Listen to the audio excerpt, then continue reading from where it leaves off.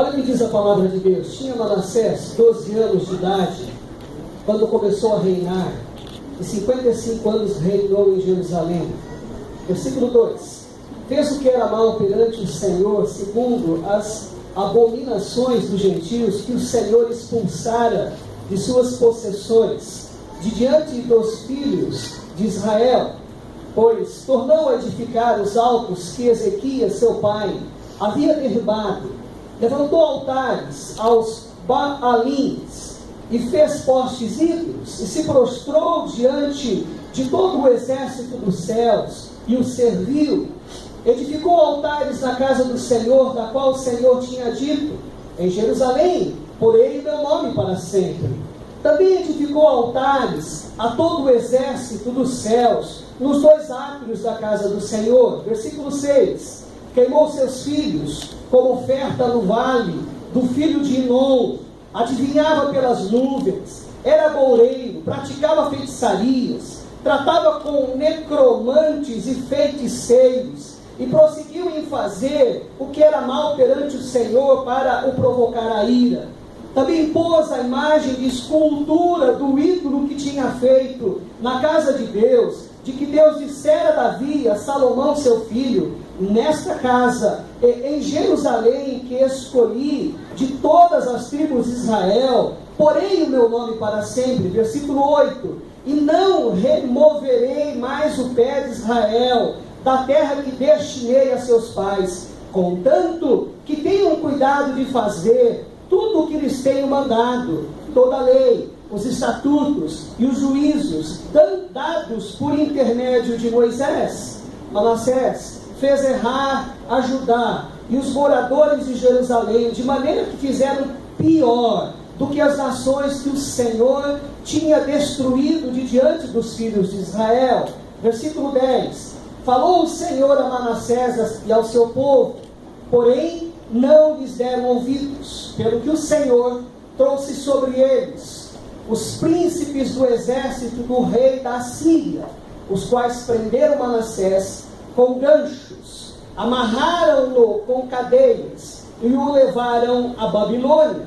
Ele, angustiado, suplicou deveras ao Senhor, seu Deus, e muito se humilhou perante o Deus de seus pais. Fez-lhe oração, e Deus se tornou favorável para com ele. Atendeu-lhe a súplica, e o fez voltar para Jerusalém, ao seu reino. Então reconheceu Manassés que o Senhor era Deus. Olhe comigo mais uma vez, querido Pai. A palavra do Senhor foi lida, e nós precisamos agora ter a oportunidade, o privilégio de entendê-la, de compreendê-la. Fala ao nosso coração, Senhor. É o momento do Senhor se comunicar conosco. Até aqui nós já ouvimos o Senhor, mas nós também tivemos a oportunidade de falar ao Senhor. Agora que toda boca se cale, para que o Senhor possa, por meio do teu Santo Espírito, falar ao nosso coração. Em nome de Jesus. Amém. Assentados, meus irmãos.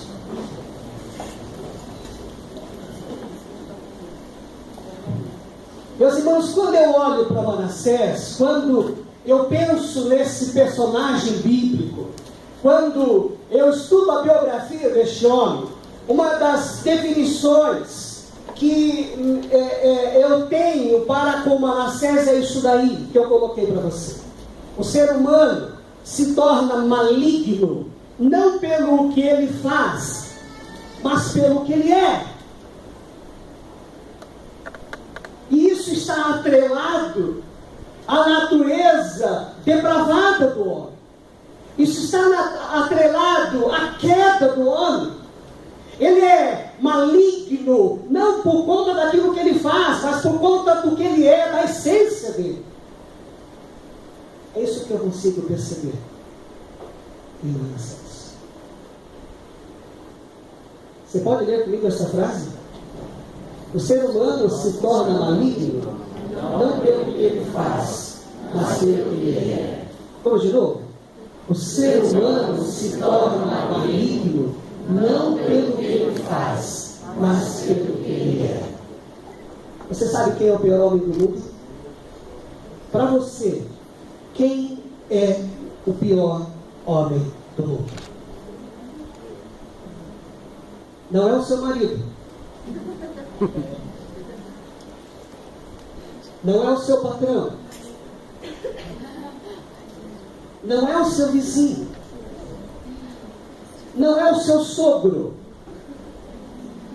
Não é o seu cunhado. Não é o seu primo. Não é o seu parente.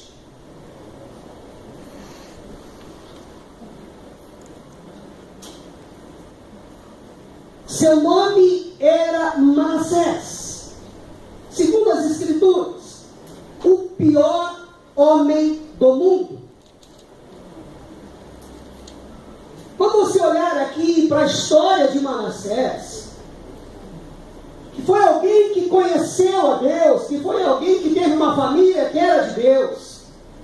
Mas quando você olhar para este homem, começar a perceber a postura, a atitude que ele teve ao longo da existência dele, você vai se dar conta que você está diante do pior homem do mundo.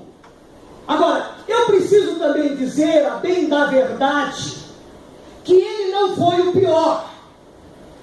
Infelizmente, a humanidade já se viu frente com muitos homens cruéis, malvados, que maltratou, causou sofrimento a muitos, homens malignos, homens maléficos, que causaram muito mal à humanidade. Tais como Manassés. Então nós poderíamos citar aqui Hitler, nós poderíamos citar aqui Saddam Hussein, nós poderíamos citar aqui Bin Laden e muitos outros, que a humanidade já se viu frente a frente. O texto lido por nós, meus irmãos, de 2 Crônicas, nos dá conta que Manassés foi uma figura que encarnava esta definição. Ele representa o personagem do pior homem do mundo. Agora, o mais interessante é que ele era filho de um pai muito bom e piedoso. É o que demonstram todos os relatos bíblicos a respeito da reputação do rei Ezequias. O que fez o rei Ezequias? Nós que conhecemos um pouquinho de escola bíblica dominical, nós que temos frequentado a escola bíblica dominical, nós que conhecemos um pouquinho da palavra, nós que sabemos da reputação deste homem. Ele celebrou a Páscoa, ele abriu o templo, ele restaurou o culto ao Senhor, ele deu exemplos de fé e coragem. Logo, Manassés teve um bom referencial. Ele pôde conviver com alguém digno de ser seguido. No entanto, meus irmãos, seu filho, Manassés, se tornou um dos piores homens do mundo. Vamos ver como isso aconteceu. Basta você olhar lá, já está colocado ali as marcas da vida de Manassés. E eu começo ali pelo menos com duas. O que é que nos chama a atenção quando nós analisamos a vida deste homem? Quais são as características predominantes na vida deste homem? A primeira marca, meus irmãos, a primeira característica é que ele frustrou os sonhos de seu pai, o rei Ezequias. E por quê? Se olhando aí para o versículo 9, você vai descobrir isso. O rei Ezequias, o pai de Manassés, ele queria esquecer os maus tempos, os tempos de idolatria em Judá e Israel. Para tanto, o que é que ele fez? Logo que ele foi coroado como rei, como governador, como autoridade máxima em Jerusalém, ele providenciou uma grande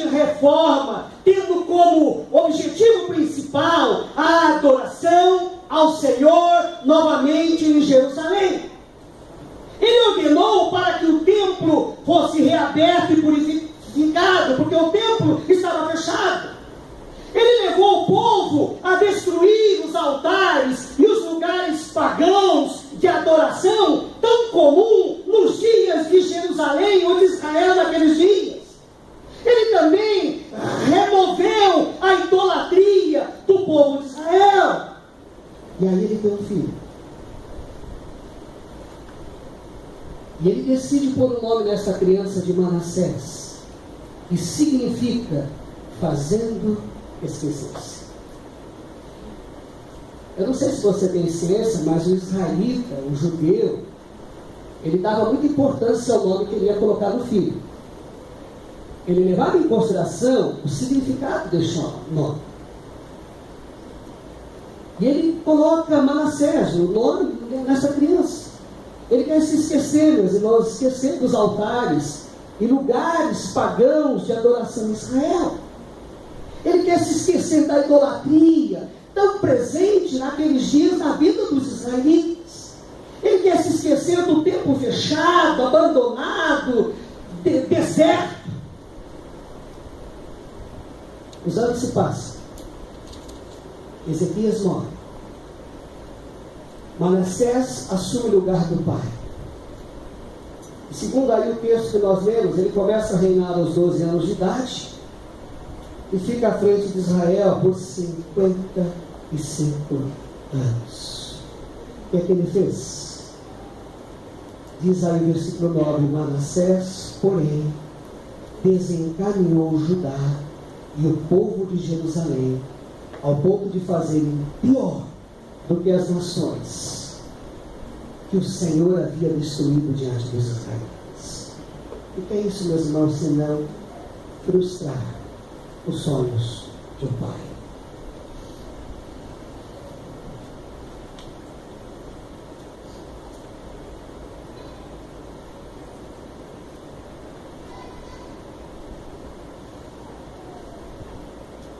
Manassés, diferente do seu pai,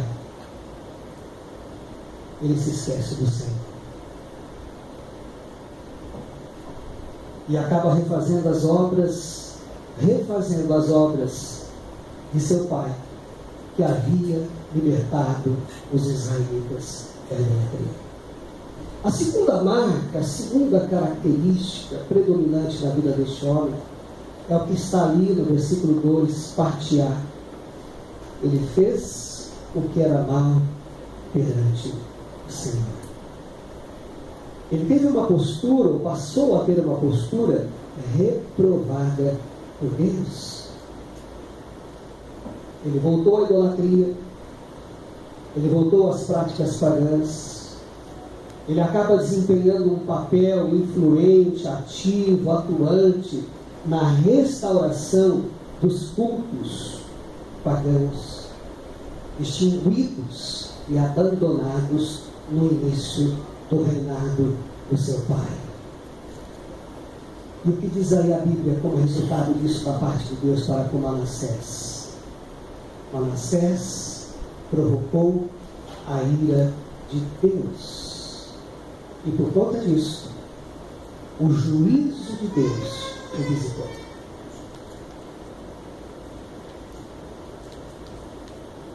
A mão pesada de Deus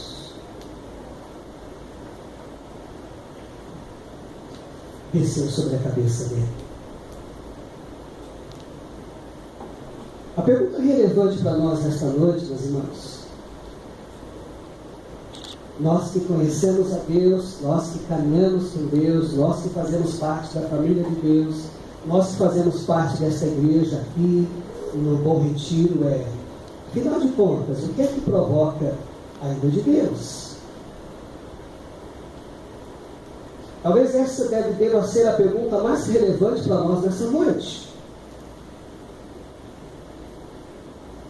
Até porque eu e você corremos também o risco de praticarmos coisas que causem a ira de Deus. E se eu provocar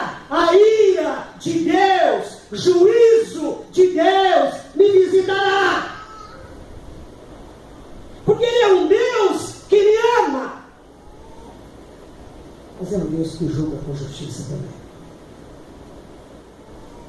Vejamos algumas dessas coisas que Manassés fez. Diz aí, palavra de Deus para mim e para você, que ele se tornou idólatra. Versículo 3, parte A, ele reconstruiu os altares idólatras. Ele fez, ou ele reconstruiu de novo os lugares pagãos de adoração que Ezequias, seu pai, havia destruído. Os templos pagãos idólatras. Mas aí você de repente esteja dizendo assim: ah, pastor, por favor, isso era comum lá no Velho Testamento. Nós não temos estátuas aqui. Eu sirvo a Deus e tenho a Cristo como meu Salvador e Senhor. E há muito tempo me desfiz dos ídolos. Pastor Luiz, eu não sou mais adepto da idolatria. E aí eu digo uma coisa a você, irmão. Olha só. A idolatria, de forma sutil, vem invadindo as igrejas nos dias de hoje. Porque a idolatria, ela não está mais atrelada a uma estátua. A idolatria na igreja de Deus está atrelado às áreas dessa igreja. Talvez nós temos nos tornado idólatras na área da profissão. Talvez nós temos nos tornado idólatras na área dos projetos, dos sonhos, do dinheiro, das posses.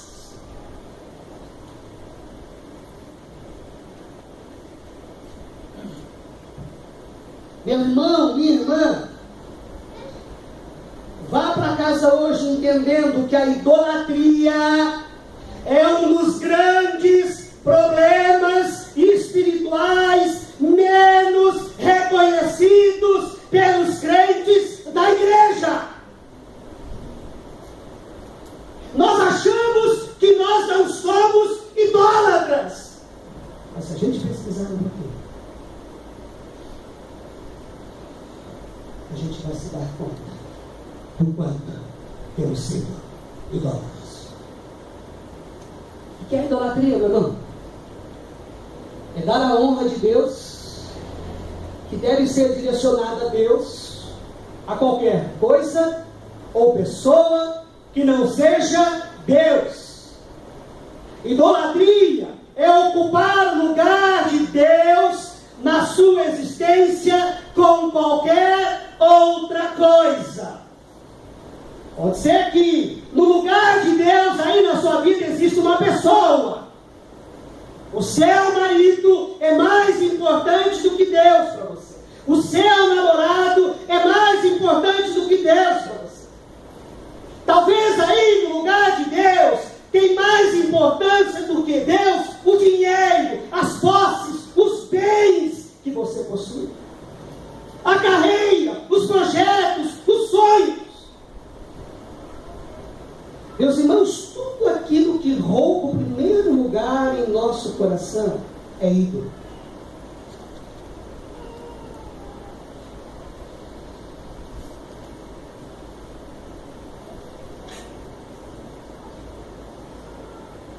E nós que conhecemos um pouquinho das Escrituras, nós temos ciências de que a Bíblia diz que Deus odeia a idolatria. Paulo escrevendo à igreja de Corinto, lá no capítulo 6, versículo 9, ele chega a nos advertir que os idólatras não herdarão o reino dos céus. Meus irmãos, Deus quer estar em primeiro lugar em nossas vidas. O verdadeiro adorador deverá ter olhos só para Deus. Nós vivemos numa época, meus irmãos, em que se idolatra o cantor gospel. Se idolatra o pastor. Se idolatra o líder. E aí eu preciso dizer a você que, infelizmente, temos alguns ídolos entre nós.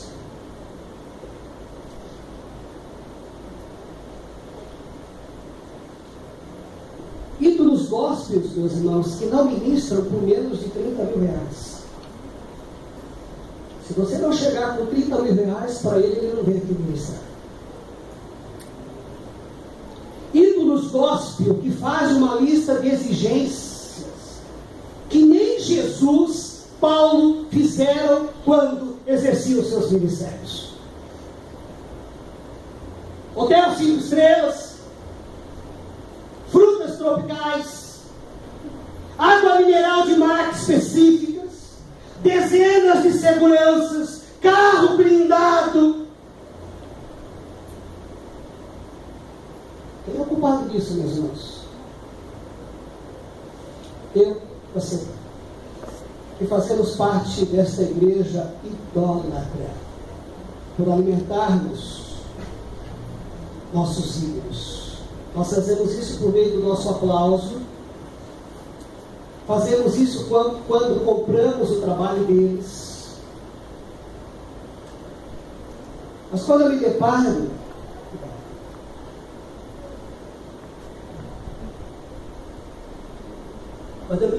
queridão, com uma lista parecida com essa que eu acabei de falar, eu sou levado às seguintes perguntas. Aliás, olhem para a sua Bíblia e tente descobrir aí algum texto que nos fale quanto foi que Jesus cobrou para exercer seu ministério e morrer na cruz por nós. Quanto é que ele cobrou? 30 mil? 40 mil? 50 mil? Qual foi o cachê, ou se você preferir, o pagamento que Paulo cobrou para ser aprisionado junto com Silas nas piores prisões da época? Quais foram as exigências de nossos irmãos chineses que morreram recentemente, tempo desses, por não negarem o Evangelho? Quantas viagens Paulo deixou de fazer por não atenderem suas exigências? Quantas?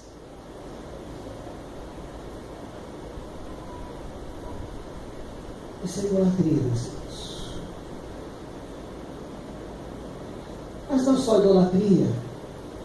Veja ali, versículo 3, parte B, astrologia. Há quem acredita que o futuro já está escrito e que os astros podem revelar. E por isso recorre à astrologia. O que é a astrologia? É atribuir aos astros poder de influenciar na vida das pessoas. E nós temos aí, por exemplo, o horóscopo, que são previsões feitas pelos astrólogos para os homens, levando em consideração o mês e a hora de nascimento destes homens. É comum você ver muito disso no metrô, muito disso no jornal, gente fazendo uso da astrologia. E qual a ideia que se tem aqui? Qual é o pensamento de que a minha e a sua vida pode ser manipulada e conduzida pelos astros? Quando eu acredito nisso, meu irmão, isso provoca a ira de Deus. Mas nós temos também, olhando aí para a vida de Manassés, o sincretismo. Versículos 4, 5 e 7, você vai percebendo aí, edificando altares pagãos e dedicado aos astros do templo do Senhor. Pastor, o que é sincretismo? Meus irmãos, é a gente pegar as coisas de Deus e juntarmos com práticas pagãs. é o culto religioso ao Deus Santo misturado com o culto pagão. É a fusão do cristianismo com as demais religiões. Isto é sincretismo. Mas a gente percebe também Manassés provocando a ira de Deus, fazendo sacrifícios pagãos. Versículo 6. Quem é que ele ofereceu como sacrifício aos deuses? Diz aí no versículo 6. Ele chegou a queimar seus filhos em sacrifício. Meu irmão, eu penso que há muitas pessoas fazendo isso sem necessariamente matar os filhos. Quando isso acontece? Quando é que eu pratico um sacrifício pagão? Quando eu dou aos deuses o dinheiro que alimenta os meus filhos. O que você quer dizer com isso, pastor? Quando eu faço uso do meu dinheiro com mulheres, com jogos, com vícios, tiro da boca dos meus filhos, tiro do dia a dia dos meus filhos.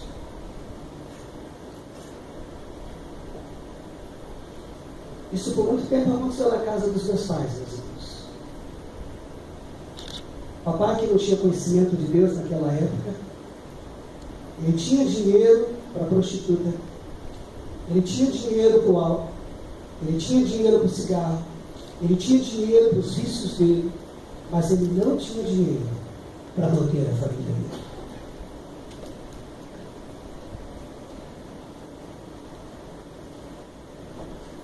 Quando isso acontece, quando viciamos os nossos filhos através dos nossos vícios. E aí, há muito tempo atrás, eu me lembro que eu li uma reportagem na Veja. Era o seguinte tema: meu pai fuma maconha comigo. Tem muito pai viciando seus filhos na maconha, no álcool e por aí afora.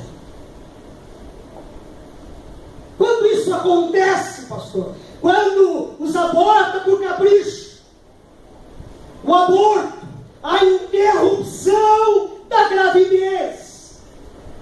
Estava dando uma olhada em algumas pesquisas.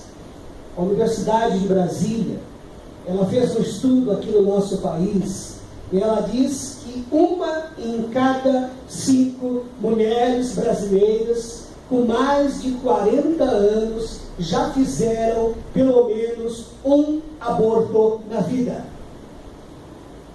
1 em cada 5 mulheres brasileiras com mais de 40 anos já fizeram pelo menos um aborto na vida. O IBGE tem uma pesquisa interessante também que vai dizer que 7,4 milhões de brasileiros já fizeram pelo menos um aborto na vida.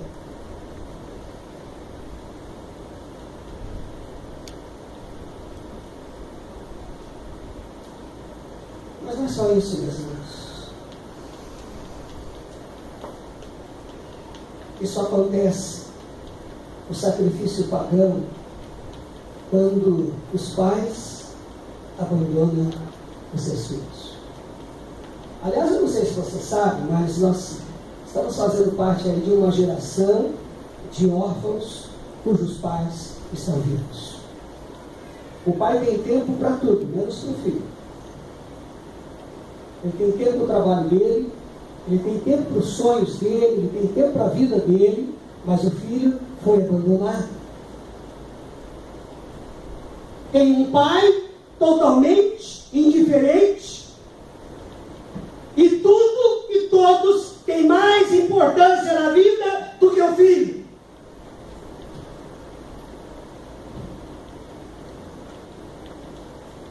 É por isso que nós temos hoje lidado com muitos filhos desajustados.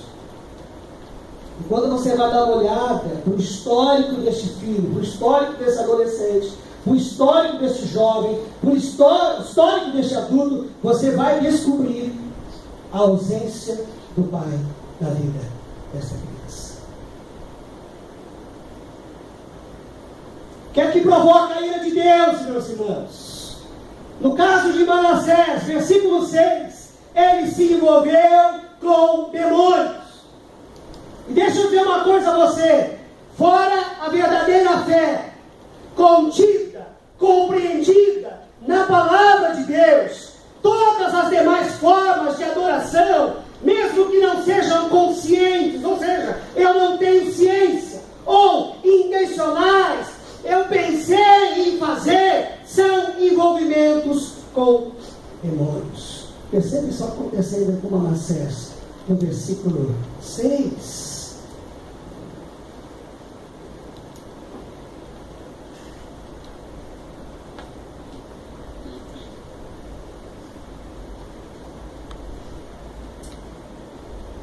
Ele adivinhava pelas nuvens, meus irmãos. E você? Você deixa alguém ler a sua mão?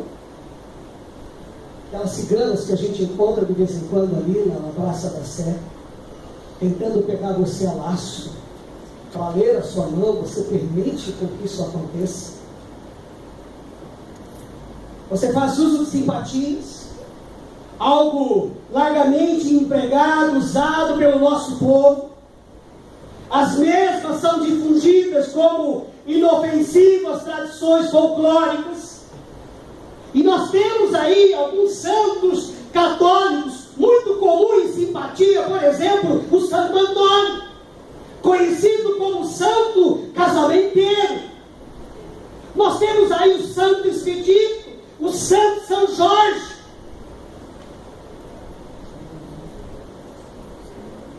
Agora, qual a definição que a gente pode dar para simpatia? Irmão, simpatia,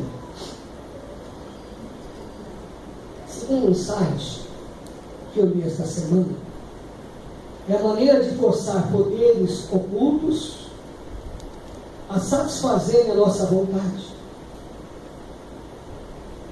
A ideia aqui é criar algum vínculo com o mundo espiritual, fora da verdadeira fé ou da fé verdadeira, e manipulá-lo de forma a atender os nossos desejos.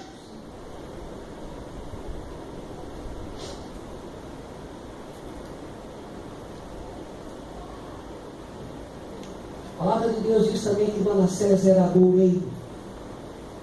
O que isso significa? Sabe o que Manassés fazia, meus irmãos? Ele rogava pragas. Ele desejava o mal a alguém. Ele amaldiçoava. E você? Acredita em mal olhado? Eu tenho a impressão que alguns dos nossos acreditam em mal olhado. Deseja o mal do seu próximo. Roga a maldição. Torce para que seu inimigo se dê mal.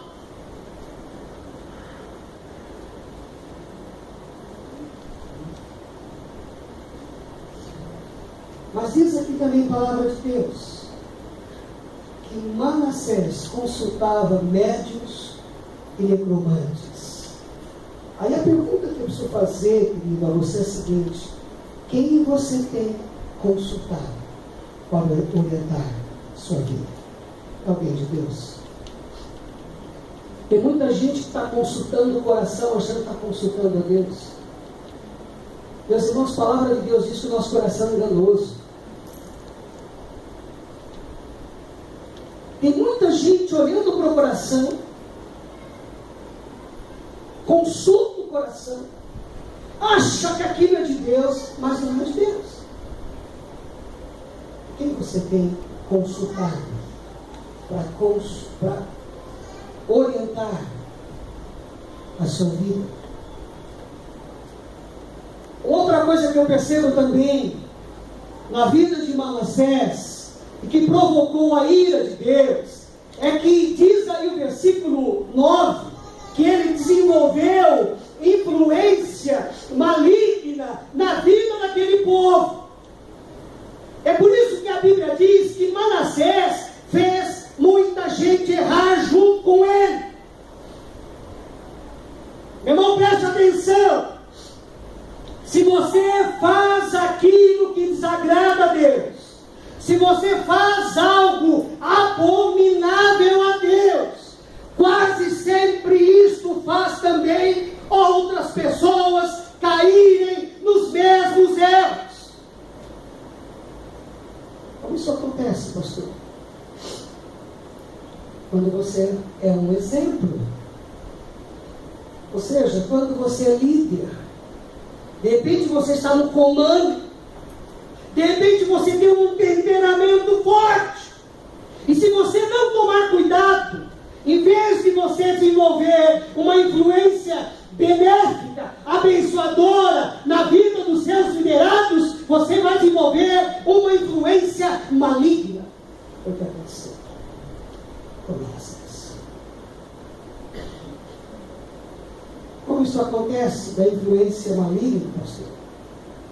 Quando você tem oportunidade de aconselhar, ou quando você tem acesso às pessoas.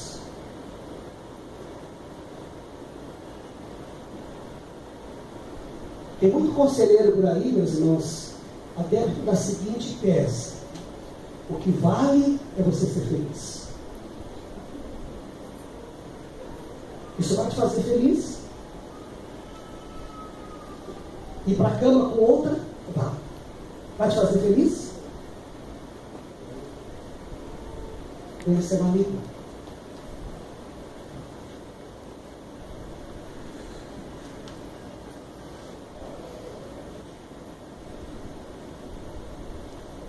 Uma das coisas que encanta o meu coração nesse texto, as tentativas de Deus de recuperar Manassés, apesar dele ser quem ele é, apesar dele ser maligno. Veja, meus irmãos, diante deste currículo que nós acabamos aqui de trabalhar um pouquinho, mencionar, o quadro que foi apresentado a você, Deus resolve entender. Olha aí, ó. Versículo 10. Deus fala: o Senhor falou a Manassés e a seu povo. Mas qual a resposta de Manassés e do povo? Diz a palavra de Deus que eles não deram atenção à voz de Deus.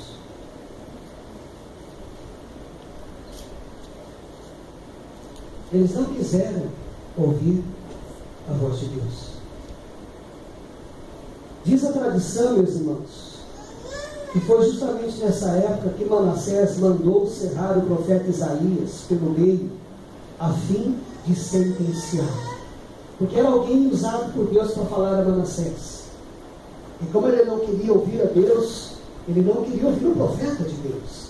E diz a tradição que ele manda matar este profeta, cerrando ao meio. Qual a aplicação que nós podemos fazer daqui? Meu irmão, não fique surdo para ouvir o Senhor lhe falando. Ainda que as coisas que você esteja ouvindo não lhe agradem, não a despreze. Pense sobre elas com cuidado e com o coração aberto, pois Deus pode estar lhe falando. E faça como Manassés, e recusou ouvir a voz de Deus. E aí o que é que Deus faz diante desta recusa? Basta você olhar aí no texto. Olha lá. Deus permitiu a opressão, meus irmãos. Ele mandou opressão, versículo 11. Por isso o Senhor enviou contra ele os comandantes do exército do rei da Síria, os quais prenderam Manassés. Como ele não ouviu,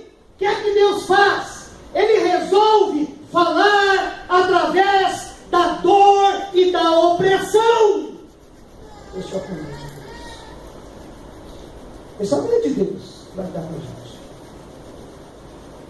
Ele levanta aí os comandantes do exército assírio para invadir o país de Judá. E Manassés foi preso com ganchos, amarrado com correntes. Talvez, queridão, queridona, Deus pode estar permitindo opressão em sua vida, a fim de que você possa ouvir sua voz alertando-o sobre o pecado.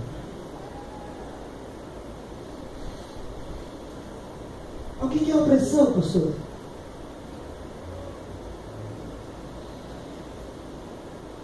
Isso pode se manifestar, meus irmãos, talvez pela falta de sono. Você está com sono, você vai para a cama e você não consegue ler. Você vira de um lado, vira do outro, acorda várias vezes, vai ao banheiro, volta do banheiro, vai para a cama. Se olha do seu lado, a esposa dormindo, roncando, e você não consegue dormir. Falta de sono. Talvez isso tenha se dado pela falta de paz. Você está bem empregado, você tem um bom trabalho, está tudo em ordem, suas contas estão pagas, mas você olha para dentro de você e se percebe alguém sem paz.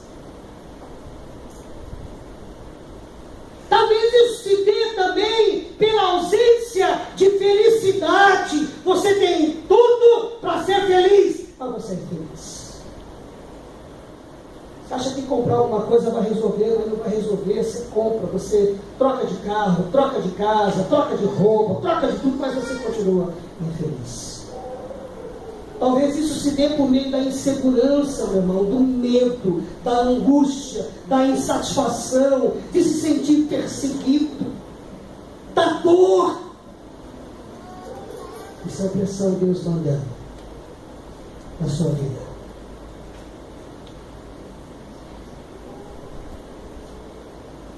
Para que você se arrependa a tempo. Qual que é a resposta de Manassés? Finalmente, ele resolveu ouvir Deus e lhe dar uma resposta. De que maneira? Observe aí, o versículo 12. Em sua angústia, ele buscou o favor do Senhor, o seu Deus. O que é que está acontecendo aí, meus irmãos? Ele se arrepende. Arrependimento. A angústia pelo pecado é sinal de arrependimento. E aí eu lhe digo a você, em nome de Jesus, não evite confrontar seu pecado.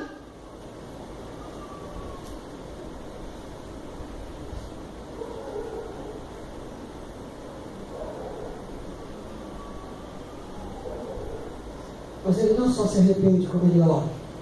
Versículos 12 e 13, ele está aí orando, clamando, ele suplica, ele clama por misericórdia, ele busca Deus. Meu irmão, minha irmã, não tenha medo de falar com Deus. Por pior que seja o que você haja feito, ele vai ouvir o seu clamor.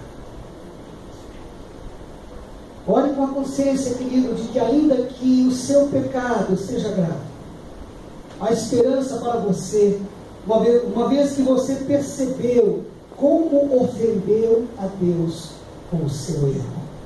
E você faz isso por meio da oração. Você abre o seu coração, você trata do seu erro diante de Deus por meio da oração. E uma última postura aí na vida de Manassés. Ele se humilha. Versículo 2. Aí a postura de humildade. Ele se humilha perante o Senhor. A palavra de Deus diz para mim e para você que nós devemos nos humilhar constantemente ao Senhor. Pois tem uma coisa que Deus sabe fazer muito bem, é resistir aos soberbos.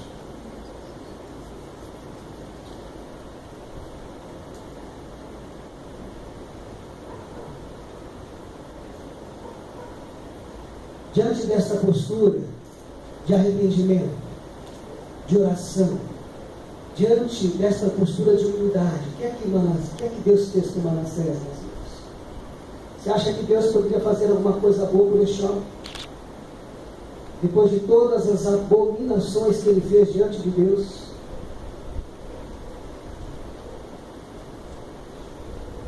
Mas Deus fez. Se a gente olhar lá para o Salmo 103, dos versículos 8 ao 14, a gente vai descobrir que o Senhor sempre tem um lugar para o arrependimento. O que fez diferença na vida de Manassés foi o fato dele ter se arrependido com sinceridade dos seus pecados. É por isso que Deus o perdoou. Olhando aí para o versículo 13, ele foi perdoado.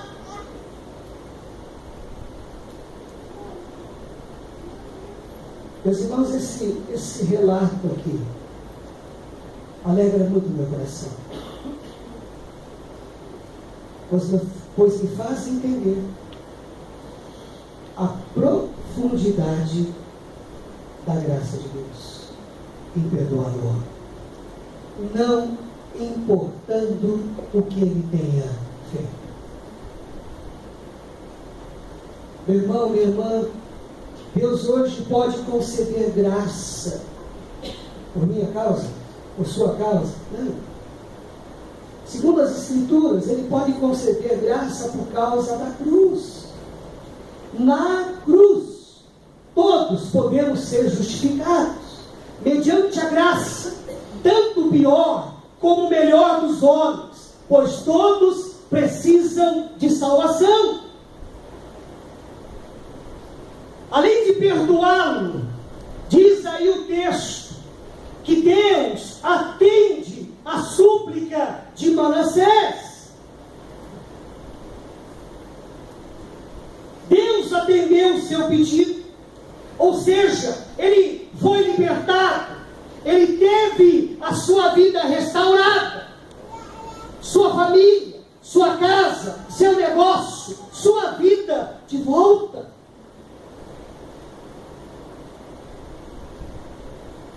E aí, meu irmão, eu quero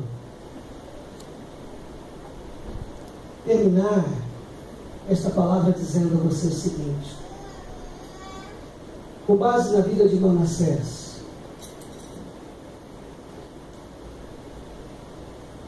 eu afirmo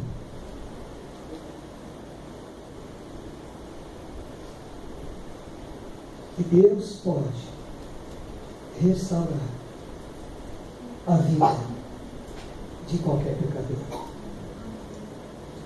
dando-lhe paz, proporcionando alegria, trazendo de volta a razão de viver e abençoando de uma maneira próspera este pecador. Eu não sei se você pode pensar como eu, mas eu tenho para mim que de maneira e intensidade diferente, fazemos sim coisas abomináveis que provocam a ira de Deus. Mas hoje, meu irmão, você pode receber a liberdade espiritual e a vida que perderam, bastando fazer algumas coisas. Em primeiro lugar,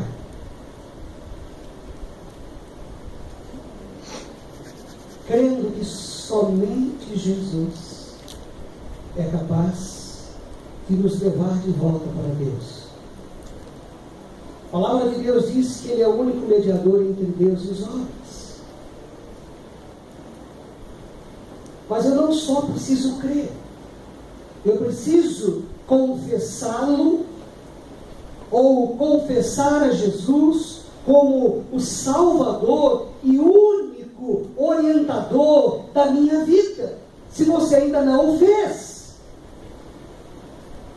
E quem crê, quem confessa, deve perseverar na fé, buscando dia após dia conhecer os princípios cristãos através da leitura e estudo da palavra de Deus. Se você assim fizer,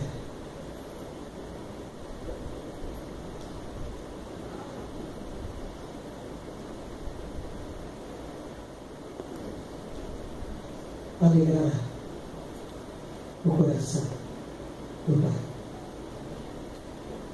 Eu quero orar por você. Eu quero orar por nós.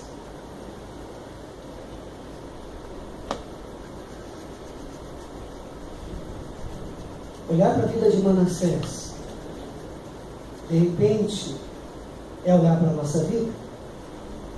E por que eu digo isso? Acabei de dizer agora há pouco. Talvez nós tenhamos feito algumas coisas que têm desagradado o coração do Pai. Eu não sei como isso tem acontecido na sua vida. Mas se você, de alguma maneira, pode ser tocado nesta noite, eu queria orar por você, meu irmão. Eu queria pedir a bênção de Deus sobre a sua vida. Você fecha os seus olhos, nós vamos orar. Se você quiser vir aqui à frente, venha. Estarei orando por você.